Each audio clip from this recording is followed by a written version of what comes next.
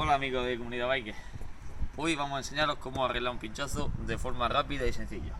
Tenemos la bicicleta, efectivamente está pinchado. Entonces lo primero que todo hacemos en esta, como lleva frenos de zapata, quitamos la zapata, pegarse en la rueda de atrás. Si fuese adelante sería mucho más rápido y más sencillo. Pero bueno, sacamos nuestra rueda. Una vez que tenemos la rueda fuera, venimos aquí, quitamos tapón de la válvula. Una vez que hemos quitado el tapón de la válvula, buscamos dentro de nuestra mochila el desmontable, introducimos en un lateral. Bueno, una vez que hemos eso, que hemos sacado parte de la cubierta, pues sacamos la cámara.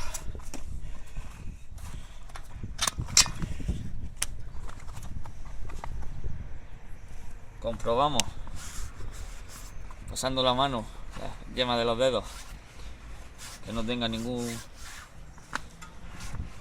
pinchazo, o sea, ninguna pincha, ningún objeto punzante que pueda ocasionar otra vez un nuevo pinchazo en la bici. Parece ser que no.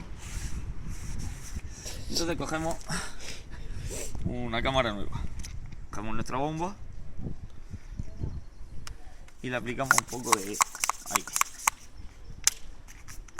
Buscamos donde tenemos el agujero de válvula, aquí, introducimos con un poquito de aire que hemos dado anteriormente nuestra cámara, sacamos la válvula y la metemos por dentro de la cubierta, entre la cubierta y la llanta.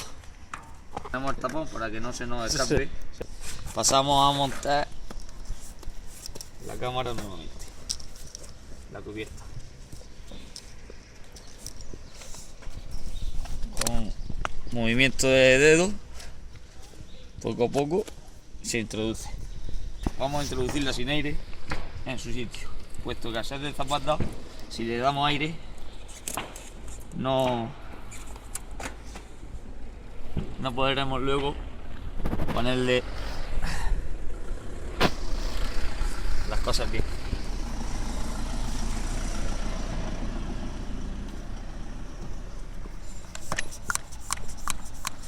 Y ahora vamos a colocar nuestro freno de zapata, ponemos aquí, clavamos y ya tenemos nuestro freno montado.